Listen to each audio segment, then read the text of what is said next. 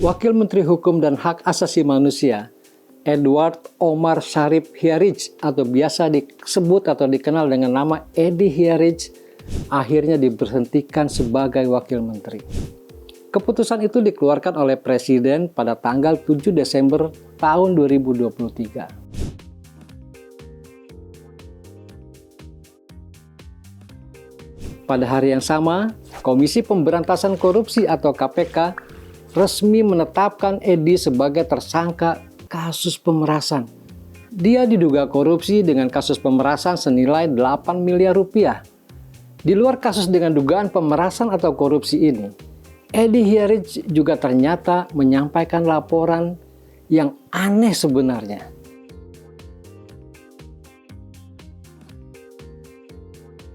Laporan aneh ini terkait dengan laporan harta kekayaan penyelenggara negara atau LHKPN Wamen Edi Hiarij.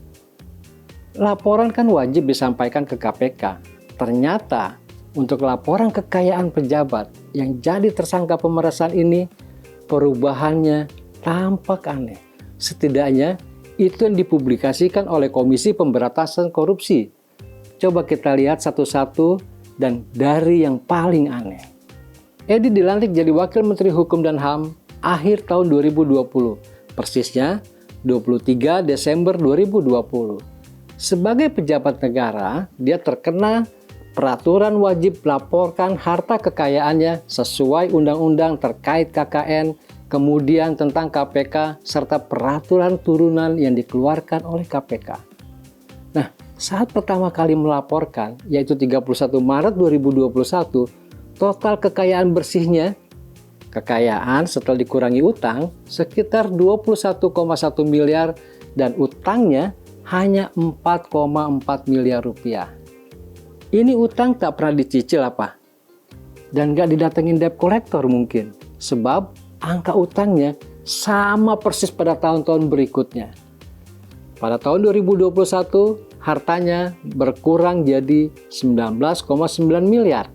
Ternyata ada tambahan utang sekitar 1 miliar rupiah. Jadi totalnya utang Edi ini di dalam laporan harta kekayaannya, kalau tahun 2020 itu 4,4 miliar, tahun 2021 menjadi 5,4 miliar. Tahun 2022 hartanya naik menjadi 20,7 miliar. Masih lebih kecil dibandingkan waktu awal menjabat. Sementara utangnya sama persis dengan jumlah tahun 2021, yakni 5,4 miliar. Apa yang aneh? Keanehannya itu pertama, karena setelah setahun menjabat, tiba-tiba ada utang yang bertambah hampir 1 miliar rupiah. Sebagai pejabat, segala keperluannya sudah terpenuhi dong. Dari rumah, mobil, perjalanan dinas, dan lain-lain. Apalagi menteri, dan ini wakil menteri, paling tidak jatah mobilnya itu lebih dari 1. Negara udah urus semua. Lalu kedua, yang aneh, kok hartanya malah menyusut? Apa dia rajin sedekah atau beli aset baru? Coba kita lihat jenis harta lainnya. Pertama, harta dalam bentuk tanah dan bangunan. Di awal menjabat, nilainya genap 23 miliar. Sampai 2022, nilainya sama persis, yaitu 23 miliar. Ada 4 tanah dan bangunan yang dimiliki, semuanya ada di Sleman, Provinsi Daerah Istimewa Yogyakarta. Aneh, karena nilainya nggak bergerak, padahal harga tanah terus naik. Kedua, alat transportasi dan mesin. Nilainya turun tipis, mungkin disesuaikan dengan penyusutan. Sebab barangnya sama semua, yaitu 3 mobil. Honda Odyssey tahun 2014, Mini Cooper tahun 2015, dan Cherokee Limited tahun 2014. Nilai hartanya di tahun 2020 sebesar 1,3 miliar, kemudian di tahun 2022 untuk barang-barang untuk kendaraan ini nilainya 1,2 miliar. Turun tipis, biasa, mungkin menyusut. Wajarlah. Tapi yang pasti, tidak ada penambahan tanah dan bangunan, juga kendaraan bermotor seperti mobil.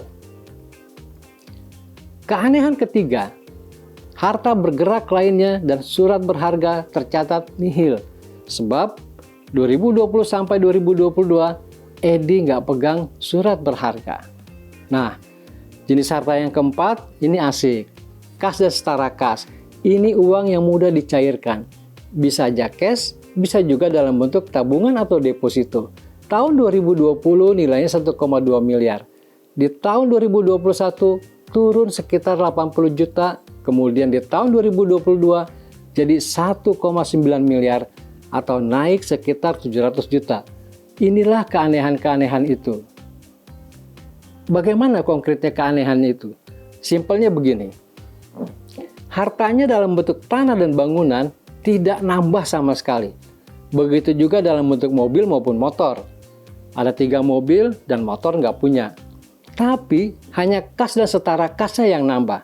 Pertanyaannya, utangnya Edi yang bertambah sekitar 1 miliar itu untuk apa?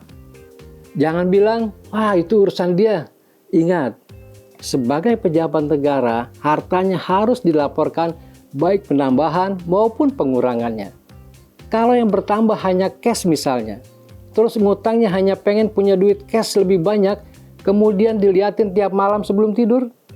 Nggak tahu juga kalau orang punya kelainan ya. Siapa yang berhak periksa?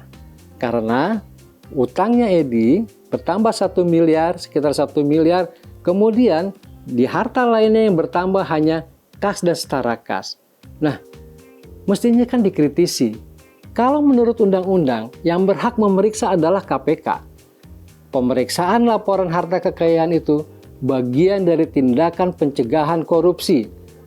Tapi kalau lihat laporannya Edi Hiarij, wakil menteri yang jadi tersangka korupsi itu, kelihatannya KPK nggak pernah periksa. Bayangin aja, apa ada orang nambah utang hanya pengen uang cashnya nambah? Biasanya kan jadi aset. Mau jadi tanah, rumah, kendaraan, atau lainnya. Tapi kasus harta Edi ini malah cashnya yang nambah. Eling lan waspada.